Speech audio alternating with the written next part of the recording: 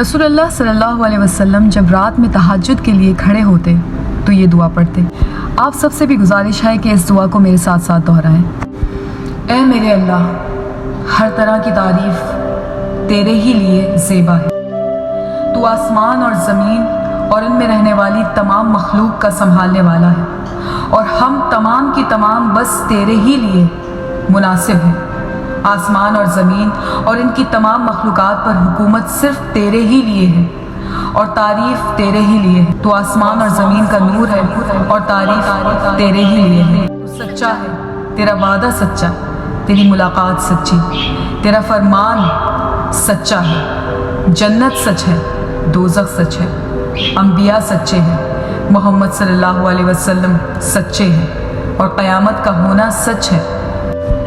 اے میرے اللہ، میں تیری ہی فرما بردار ہوں اور تجھ ہی پر ایمان رکھتی ہوں۔